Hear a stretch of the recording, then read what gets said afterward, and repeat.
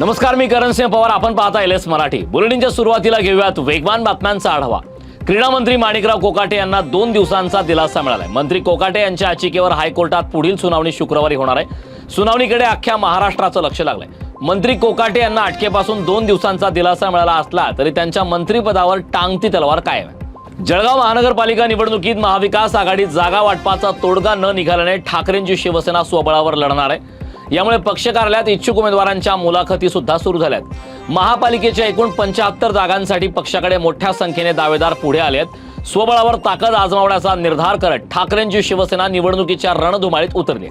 परभणी महापालिका निवडणुकीसाठी अजित पवारांची राष्ट्रवादी स्वबळावर निवडणूक लढवणार असल्याची घोषणा राष्ट्रवादीचे माजी महापौर प्रताप देशमुख यांनी केली. युती किंवा आघाडीसाठी वरिष्ठांचा आदेश अद्याप नसल्याचं सुद्धा त्यांनी म्हटलंय.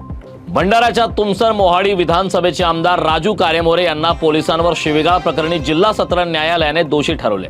मात्र लोकप्रतिनिधी आणि जनमानसात चांगली वर्तवणूक असल्यामुळे काही अटींवर न्यायालयाने त्यांना मुक्तता दिली.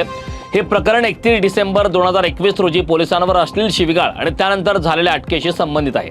सांगलीच्या मिरजमध्ये पेट्रोलिंग दरम्यान 4 चाकी वाहनांमध्ये संशयितरित्या फिरणाऱ्या दोघांना पोलिसांनी ताब्यात घेतले.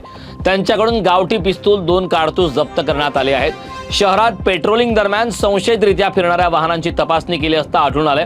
त्यांच्यावर मिरज शहर पोलिसात गुन्हा दाखल करण्यात आला. रायगडच्या भिवपुरीत टाटा पॉवर प्रशासनाच्या विरोधात स्थानिकांनी आमरण उपोषण सुरू केले.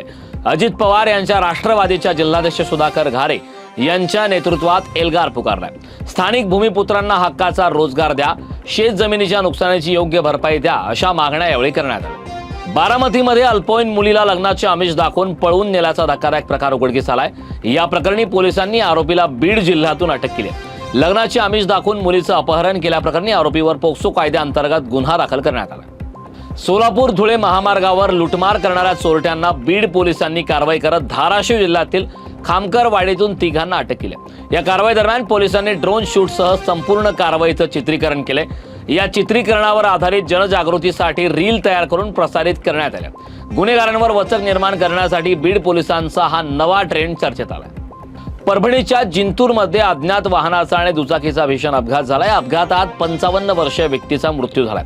दुचाकीवरून गावाकडे परत जात असताना हा अपघात झालाय. या अपघातानंतर वाहन चालकाने घटनास्थळावरून पळ काढला. या प्रकरणी पोलिसात गुन्हा दाखल झाला असून पुढील तपास सुरू आहे. बदलापूरमध्ये एका रिक्षा चालकाने रस्त्याच्या कडेला उभ्या असलेल्या एका दुचाकीला जोरदार धडक दिली. या धडकेत दुचाकीवरील 2 जण गंभीर जखमी झालेत. अपघाताची संपूर्ण घटना सीसीटीव्ही कॅमेऱ्यात कैद झाली, तर रिक्षा चालक मध्यरुंद अवस्थेत असल्याचा प्राथमिक अंदाज व्यक्त केला जातोय. वेगवान बातम्यांचा आढावा घेतल्यानंतर या बुलेटिनमध्ये वेळ झालेली आहे. इथेच थांबण्याची. पाहत रहा एलएस मराठी.